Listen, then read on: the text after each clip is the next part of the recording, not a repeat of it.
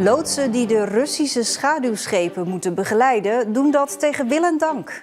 Als je hoort uiteindelijk dat je onderdeel bent geweest van het omzeilen van sancties, dan geeft dat natuurlijk nooit een goed gevoel. En verder in deze uitzending. Veroorzaker ongeluk viel in slaap, zegt hij. En gesteggel over luxe woningen.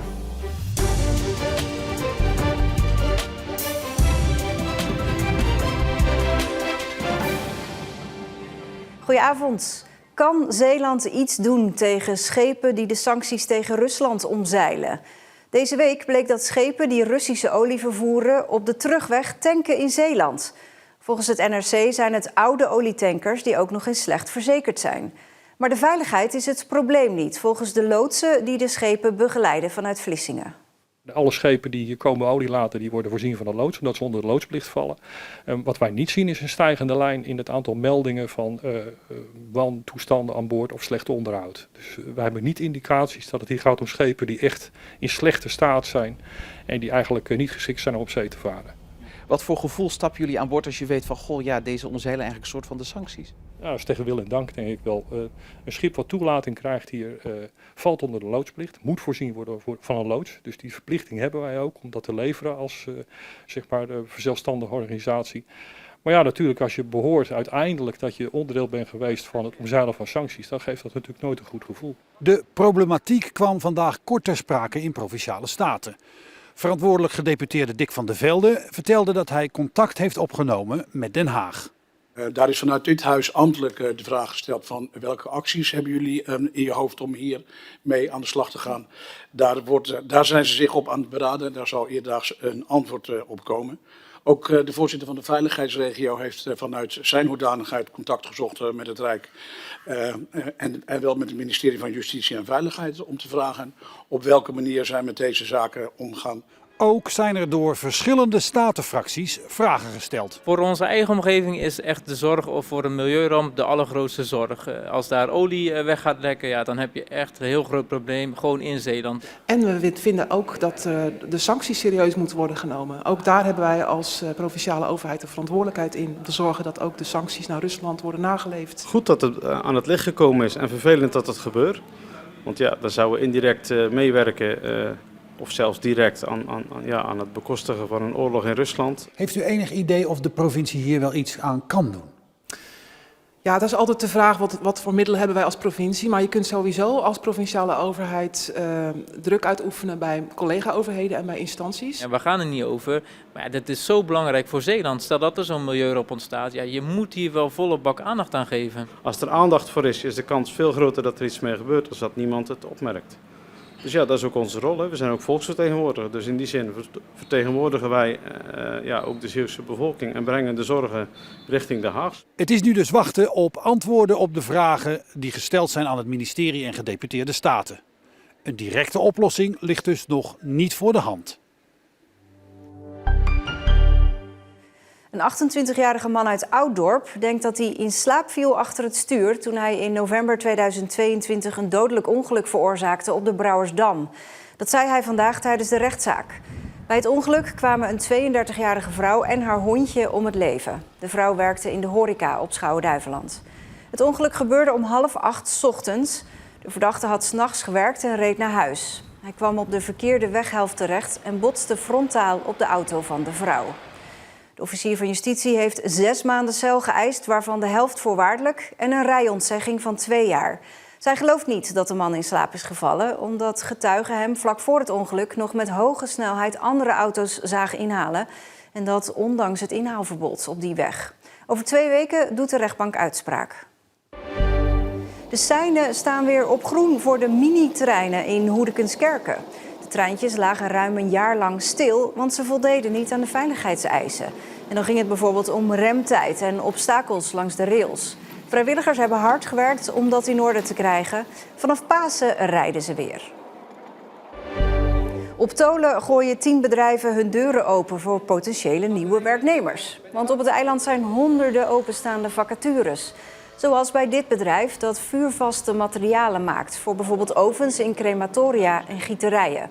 De bedrijven richten zich vooral op Tolenaren zelf, want bij veel mensen leeft nog het idee dat er amper werk is, maar die tijd is al lang voorbij. De laatste 10 jaar is bedrijvigheid hier op Tolen enorm aangetrokken. Mede dankzij de A4. Als je hier het bedrijventerrein bij Tolen ziet, dat is een enorm terrein met heel veel soorten bedrijven. Veel vacatures dus. En dat is het verschil ten opzichte van vroeger. Voor de banendagen hebben zich 80 geïnteresseerden aangemeld. En ook morgen kunnen de 10 bedrijven nog bezocht worden. Er is onenigheid rond de bouw van 17 luxe woningen in Wilhelminadorp. En dat gaat zelfs zo ver dat de projectontwikkelaar uit Amsterdam het faillissement heeft aangevraagd van bouwbedrijf Rijk uit Heinkensand. Volgens projectontwikkelaar Centurion heeft Rijk wanprestaties geleverd. Zo zijn er bouwfouten gemaakt en hield het bedrijf zich niet aan de bouwtijd. Rijk spreekt dat tegen en heeft het over niet betaalde facturen en heeft daarom de bouw stilgelegd.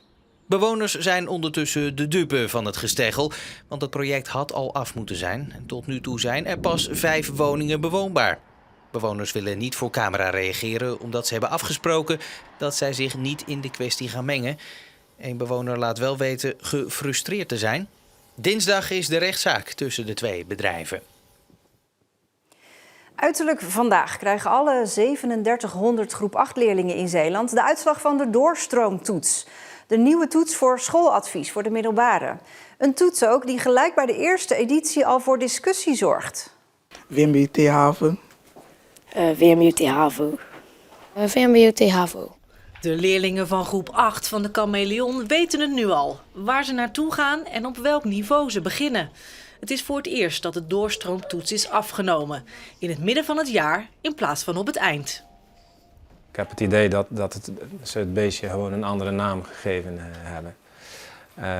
Maar ik snap wel dat er een meetinstrument moet zijn om het niveau te bepalen. Een onafhankelijk meetinstrument. Maar ja, naar mijn gevoel is het gewoon nog hetzelfde als vroeger. Het idee is dat de toets kansenongelijkheid tegengaat. Want kinderen met bijvoorbeeld een migratieachtergrond kunnen op de toets mogelijk een hoger niveau halen dan de docent inschat. Op de Chameleon is dat niet het geval. Het komt eigenlijk heel goed overeen. Dus ik was uitermate tevreden met wat de kinderen hebben laten zien. En voor ons als docent is het dan leuk dat het een beetje overeenkomt met wat je adviseert. Afgesproken is wel dat het schooladvies alleen naar boven mag worden bijgesteld. Dus komt er uit de toets VWO en zegt de docent HAVO, dan mag het kind toch naar het VWO. Andersom niet. Zegt de docent HAVO, maar de toets MAVO, dan blijft het advies van de docent leidend. Waar het om gaat, denk ik, is dat je de kinderen gewoon goed in beeld hebt. Dat je de kinderen kent. Dat je daar gewoon vanaf het begin van de schoolloopbaan, dat je met ouders en kind een goede band opbouwt. Dat je kijkt naar de potentie van het kind. Dat je kansrijk adviseert. Wij doen dat. Ik weet dat veel collega's dat ook doen. En wij vinden advies van de leerkracht vinden wij nog altijd het allerbelangrijkste. Landelijk zorgt de toets voor discussie. Leerlingen zouden veel hoger of juist lager scoren dan het advies van hun leerkracht. Er wordt openlijk getwijfeld aan de toetsmethode. Hier niet. Scoren en advies komen grotendeels overeen. Maar wel een pleidooi om toch weer later in het jaar te toetsen. Want de kinderen hebben toch, denk ik, eerder het gevoel van het schooljaar zit er al op. Ik weet al wat ik ga doen. En ja, de motivatie om dan nog van alles te leren wordt dan minder. En dat is begrijpelijk. Dus maar ik zou het liever toch nog ietsje later doen. De kinderen hebben vooral zin in de nieuwe school. Om gewoon nieuwe dingen te leren en nieuwe vrienden te maken daar. Ja, daar heb ik best wel zin in. Gewoon nieuwe lessen, ja. Nieuwe docenten en zo, ja. Vanaf maandag kunnen ze zich gaan inschrijven voor hun middelbare school. Ook zo'n centrale aanmeldweek is nieuw.